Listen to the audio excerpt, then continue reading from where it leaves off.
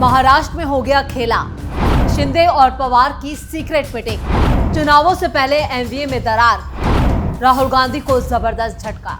नमस्कार, मैं हूं परवीन शेख, आप देख रहे हैं कैपिटल टीवी की स्पेशल स्टोरी।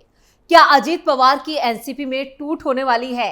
क्या अजीत पवार की पार्टी के सांसद, विधायक, पार्षद उनका साथ छोड़ अपने पुराने नेता शरद पवार के साथ जा सकते हैं? क्या शिंदे के विधायक भी उनका साथ छोड़ उद्धव ठाकरे का रुख करेंगे? महाराष्ट्र से पिछले कुछ दिनों से ऐसी ही खबरें सामने आ रही हैं, जो बाद में सिर्फ कोरी अफवाह साबित हुई हैं। इस बीच 22 जुलाई को शरद पवार ने सीएम एकनाथ शिंदे से सीक्रेट मीटिंग की है। इस मुलाकात को अफवाह नहीं कह सकते, क्योंकि शरद पवार बिना वजह किसी से यूं ही नहीं मिलते, वो भी तब जब 2 दिन पहले उन्होंने शाह को जमकर गालियां दी हों। शिंदे से पवार की इस मुलाकात पर विस्तार से चर्चा करने से पहले उन खबरों पर नजर डालते हैं जिन्होंने महाराष्ट्र की सियासत में काफी गर्मी पैदा कर दी है। महाराष्ट्र में इस साल चुनाव हैं और यही वजह है कि लोकसभा चुनाव खत्म होने के बाद भी राज्य में राजनीतिक सरगर्मियां थमने का नाम नहीं ले रही और इन चर्चाओं के केंद्र में शरद पवार और अजीत पवार हैं।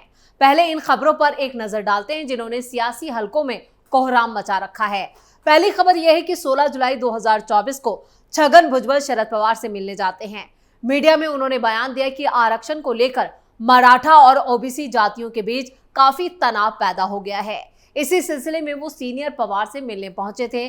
भुजबल ने कहा, मैंने शरद पवार से इस मामले को लेकर हस्तक्षेप करने का अनुरोध किया है, क्योंकि महाराष्ट्र में खासतौर पर कुछ जिलों में स्थिति बहुत तनावपूर्ण है। मराठा और ओबीसी के बीच विभाजन इस हद तक पहुंच गया है कि वो एक दूसरे के होटलों में खाना खाने भी नहीं जा रहे हैं। वो ना तो एक दूसरे से सामान खरीद रहे हैं और ना ही शादियों में शामिल हो रहे हैं। शरद पवार इस मामले में पहल करने के लिए मान गए हैं और उन्होंने कहा है कि वो मुख्यमंत्री एकनाथ शिंदे से इस बारे में बात करेंगे। छगन भुजबल की इसी बयान के बाद से शिंदे और पवार की मुलाकात की खबरें तेजी से महाराष्ट्र के सियासी गलियारों में फैल गई। फिर क्या था? 22 जुलाई को शरद पवार ने महाराष्ट्र के मुख्यमंत्री एकनाथ शिंदे से सहस्त्री गेस्ट हाउस में मुलाकात की। इस बैठक में मराठा और ओबीसी आरक्षण और दूध प्रोडक्ट किसानों को मिलने वाली कीमतों के मुद्दे पर चर्चा की गई। शरद पवार और मुख्यमंत्री एकनाथ शिंदे की इस मुलाकात ने राजनीतिक गलियारों में हलचल मचा दी। मराठा और ओबीसी आरक्षण के मुद्दे पर यह बैठक महत्वपूर्ण मानी जा रही है। शरद पवार ने मुख्यमंत्री से दूध उत्पादक किसानों के हितों की रक्षा के लिए उचित कदम उठाने की मांग तक कर डाली और इस बैठक में अजीत नवले भी मौजूद थे, जो इस चर्चा को और भी ज्यादा महत्वपूर्ण बना देते हैं। आपको बता दें कि यह बैठक ऐसे वक्त में हुई है जब केंद्रीय गृह मंत्री अमित शाह ने विपक्षी नेता शरद पवार पर कड़ा हमला बोला। शाह ने पवार को देश में भ्रष्टाचार का सरगना कहा है, जिससे राजनीतिक माहौल और भी ज्यादा गर्मा गया। इस आरोप के बावजूद पवार ने अपनी राजनीतिक सक्रियता में कोई कमी नहीं आने दी और महत्वपूर्ण मुद्दों पर चर्चा के लिए मुख्यमंत्री एकनाथ शिंदे से मुलाकात की। तो क्या शिंदे से पवार की यह मुलाकात शाह पर पलटवार है या फिर केंद्रीय एजेंसियों से बचने का रास्ता शरद पवार ने निकाल लिया है? क्योंकि मोदी संसद में पहले ही साफ कर चुके हैं कि किसी भी भ्रष्टाचारी को बख्शा नहीं जाएगा। तो क्या खुद को और अपने परिवार को बचाने के लिए पवार शिंदे के जरिए बीजेपी के साथ तालमेल बैठाना चाहते हैं? वैसे ये सिर्फ कयास है। वहीं चुनाव से पहले महाराष्ट्र में मराठा आरक्षण एक बड़ा मुद्दा बन चुका है। पिछले हफ्ते छगन भुजबल ने शरद पवार से मुलाकात की और उनसे इस मुद्दे पर मध्यस्थता करने तक की मांग की। पवार ने प्रेस कॉन्फ्रेंस भी की और अपने विचार जाहिर किए और मराठा आरक्षण की मांग का समर्थन तक कर डाला। ओबीसी आरक्षण संरक्षण जन आक्रोश यात्रा। इधर लक्ष्मण हाके और नवनाथ वाघमारे के नेतृत्व में 22 जुलाई से ओबीसी आरक्षण संरक्षण जन आक्रोश यात्रा शुरू हो चुकी है। ये यात्रा अंतरवाली सरती से होकर गुजरेगी, जहां मनोज जरांगे भूख हड़ताल पर बैठे हैं। ये यात्रा ओबीसी आरक्षण के समर्थन में है और इसके जरिए सरकार पर दबाव बनाने की कोशिश की जा रही है। महाराष्ट्र में विधानसभा चुनाव की तैयारियों ने भी जोर पकड़ लिया है। एमवीए और एनडीए के नेताओं ने चुनावी रणनीतियां बनानी शुरू कर दी हैं। बीजेपी और कांग्रेस ने मीडिया से जुड़ने के लिए अपनी अपनी टीमों की घोषणा कर दी है, जो चुनावी प्रचार में महत्वपूर्ण भूमिका निभाएंगे और इस बीच जोड़ तोड़ की राजनीति भी शुरू हो चुकी है। वहीं राजनीति के केंद्र में फिर से शरद पवार आ चुके हैं। अब महाराष्ट्र से जुड़ी इन सभी खबरों की बात कर लें तो जिन्होंने एमवीए और एनडीए के नेताओं की मुश्किलों में इजाफा कर दिया है। 17 जुलाई को शरद पवार ने पुणे में अजीत पवार की वापसी पर बयान दिया। वो पत्रकारों से बात कर रहे थे, तभी उनसे पूछा गया, अगर अजीत पवार वापसी करते हैं तो क्या उन्हें जगह दी जाएगी? इस पर शरद पवार ने कहा, इस तरह के फैसले व्यक्तिगत स्तर पर नहीं लिए जा सकते। संकट के दौरान मेरे साथ खड़े रहने वाले मेरे सहयोगियों से पहले पूछा जाएगा।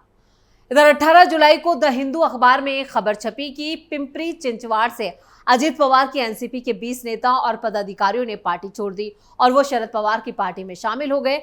वहीं 18 जुलाई को आरएसएस से जुड़े एक मराठी साप्ताहिक लेख में छपा, जिसमें महाराष्ट्र के लोकसभा चुनाव नतीजों में बीजेपी के खराब प्रदर्शन के लिए अजीत पवार को जिम्मेदार ठहराया गया। लेख में लिखा गया कि अजीत पवार के आने से बीजेपी कार्यकर्ताओं और जो सहयोगी थे वो खुश नहीं थे। यही वजह है कि चुनाव में बीजेपी की सीटें पिछली बार के मुकाबले 23 से 9 पर आ गई। ये वो खबरें हैं जो इस बात की ओर इशारा करते हैं कि महाराष्ट्र की राजनीति में कुछ तो पक रहा है। हालांकि अजीत पवार को लेकर चर्चा लोकसभा चुनाव के नतीजों के बाद से ही जारी है।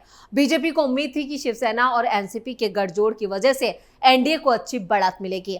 हालांकि चुनाव से पहले इस तरह की खबरें आ रही थी कि महाराष्ट्र में बीजेपी को नुकसान हो सकता है और जब नतीजे आए तो हुआ भी कुछ ऐसा ही।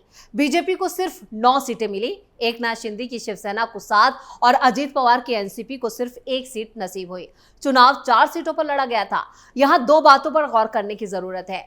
पहली तो ये कि एनसीपी के साथ आने से बीजेपी को फायदा तो नहीं हुआ, नुकसान भले ही कहा जा सकता है। दूसरा यह कि अजीत पवार खेमे के नेताओं में भी एक असुरक्षा का भाव पैदा हो चुका है, क्योंकि जिन शरद पवार को छोड़कर वो आए थे उनकी पार्टी को 8 सीटें मिली, वो भी तब जब शरद पवार से एनसीपी का नाम और चुनाव चिन्ह दोनों छिन चुके थे। चुनाव के बाद अब कहा जा रहा है कि अजीत पवार की पार्टी तोड़ने के बाद जो झटका शरद पवार को लगा था उससे वो बाहर आ चुके हैं। दूसरी तरफ अजीत पवार हैं। महाराष्ट्र से आ रही खबरों से ऐसा लग रहा है कि बीजेपी ने अजीत पवार को चुनाव के बाद से ही किनारे करना शुरू कर दिया था। चुनाव के बाद जब मोदी सरकार 3.0 बनी तो मंत्रिमंडल में उन्होंने अपनी पार्टी के कोटे से एक कैबिनेट मंत्री की मांग की थी, लेकिन मिला। हालांकि उन्होंने पार्टी से प्रताप राव जाधव को राज्य मंत्री का पद दिया, लेकिन अजीत को यह नामंजूर था। उनकी तरफ से इसको लेकर प्रेस कॉन्फ्रेंस कर आपत्ति भी दर्ज कराई गई। सबसे बड़ा सवाल यही है कि क्या अजीत पवार एनडीए छोड़ देंगे? क्या वो शरद पवार के पास वापस लौटेंगे? फिलहाल ऐसा कतई नहीं है, ये सिर्फ अफवाहें हैं, क्योंकि महाराष्ट्र में अभी जो खिचड़ी पकाई जा रही है वो पूरी तरह से पकी नहीं है। कौन किधर है ये टिकट बंटवारे तक साफ नहीं होगा। फिलहाल अजीत पवार इस स्थिति में नहीं है कि वो एनडीए छोड़ सके। अगर ऐसा कुछ होता भी है तो चुनावों के नजदीक हो सकता है। दरअसल अजीत पवार महाराष्ट्र सरकार में उप मुख्यमंत्री हैं। हाल ही में उन्होंने अपनी पत्नी को राज्यसभा भेजा है। दूसरी तरफ शरद पवार अभी उनको एक्सेप्ट करने के मूड में दिखाई नहीं दे रहे हैं। जब पत्रकारों ने उनसे अजीत पवार को लेकर सवाल किया तो उन्होंने सीधे जवाब न देते हुए मामला अपने सहयोगियों पर छोड़ दिया। फिलहाल जो हालात हैं उसमें पार्टी के मिड लेवल नेता ही अजीत पवार से अलग होते दिख रहे हैं।